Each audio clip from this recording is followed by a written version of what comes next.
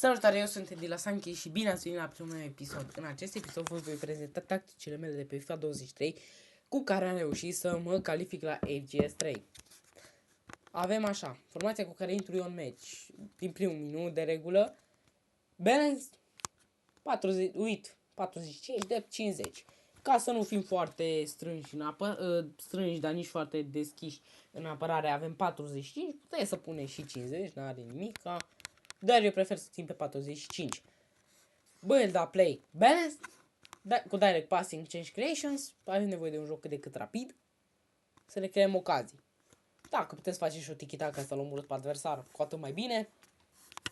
Trecem mai departe. Width 30. Eu, formație pe care o folosesc să atac câteodată pe benzi, dar mai puțin la colțul careu, să zic, stă undeva râmul meu și atacanții în careu. Play in box 3, adică doar cei 3 atacanți, corner free kick una cu una. Pe atacantul central avem stay central și gain team behind. Pe cel din stânga avem stay central, comeback or defense. Pe cel din dreapta stay central și atât. Pe cel din dreapta avem balance. Deci pe RM avem balance. De el vă ziceam că e undeva la colțul careului, pe fază de atac. Pe câmul din stânga avem cover center pentru a ține mijlocul și a ne apăra 4-4-2, pentru că Messi va coborî în poziție de LM în momentul în care pierde mingea. Xabi Alonso are cover center și stay back cu attacking ca să nu plece pe undeva, să lase mijlocul gol, să ne paseze aia de neomoară până revine el. Pe LB avem balance. Pe RB stay back cu attacking. Pe fundaș și central nimic. Portal comes for horses, super keeper sau balance, cum vreți. Eu țin de multe ori așa. Da, și balance. Formația, trecem la următoarea formație pe care o folosesc în momentul în care nu-mi iasă perfect jocul pe benzi și vreau să forțez pe mijloc. Simt adversarul că e slab pe mijloc, e mult mai redutabil. Pot să-i bag mai multe goluri pe mijloc, pe axul central. Și avem 42 width. Am redus un pic ca să fim un pic mai strânși, să nu dureze atât de mult, ca să putem pasa mai repede. Depth 72, am ridicat un pic depth-ul ca să facem un pressing mai sus, ca să putem recupera mingea. Aceasta este o formație pe care o folosesc când am nevoie să marchez de regulă, vreau să marchez multe. Dar în momente când nici nu am nevoie de ea. Trecem la ofensivă. Avem balance cu direct passing, iarăși, pase rapide. Un primul de pase lejer puteți să-l faceți. Width 33. Tocmai bun, zic eu. E mereu tot ce trebuie, uitați și aici pe animația grafică. Pe inbox 7, iar vreau să forțez să dau mai multe goluri, de-aia avem 7. Corners free kick una cu una să nu fim piși pe contraatac. Atacanții centrali stay central, comeback on defense, amândoi. Cam are comeback on defense, get into the box for cross și free roam. Mijlocajul din stânga are get forward și cover wing, atenție. Și din dreapta, la fel, ca și cel din stânga. Cât de mult are stay back cu attacking, cover wing, ca să ia locul de regulă, ia locul lui Teo Hernandez, care are joint attack și overlap. Și de multe ori ne vom apăra în 3, pentru că și Atal pleacă în față.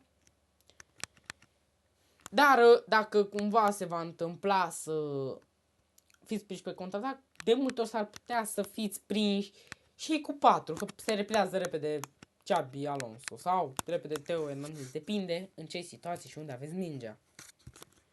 Portarul balance sau super keeper, cum vreți. Trecem la ultima tactică. Tactica care o folosesc de atac decisiv sau de închidere a jocului.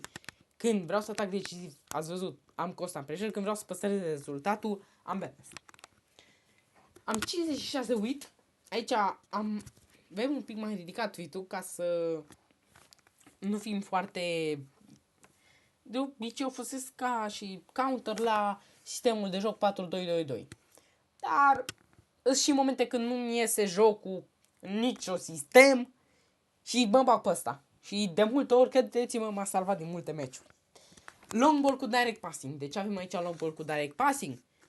Pentru că în momentul în care noi recuperăm mingea, Să putem să pasăm scurtă și pe a doua contraatac, nu mai stăm la discuții în momentul și când ne apărăm și când ăsta. Informații de contraatac mai mult. Uite, 20 să fim strânși pe atac, nu ne grăbim. Dacă puteți pasați cât mai mult, nu are rost să ne complicăm, să forțăm.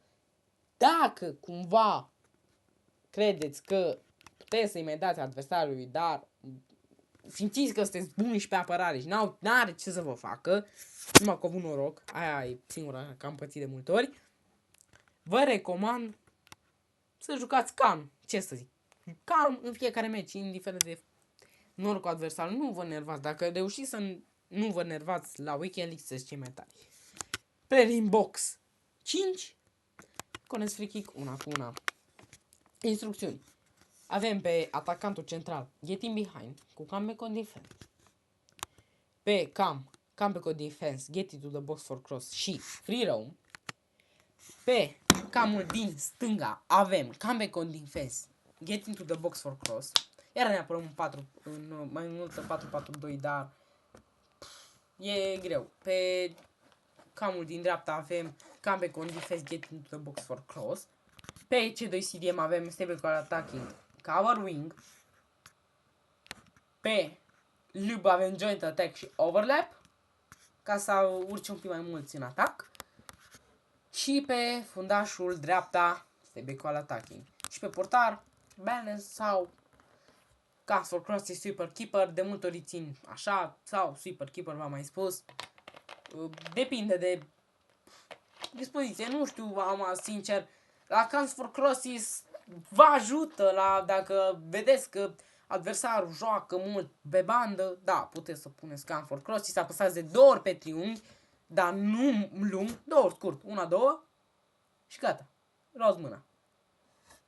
Și se poziționează automat să iasă pe centrare. Și iasă el automat dacă cumva adversarul dă centrare. Cam acestea au fost tacticile, sper că v-a plăcut videoclipul, iar noi ne vom revedea data viitoare cu un nou videoclip.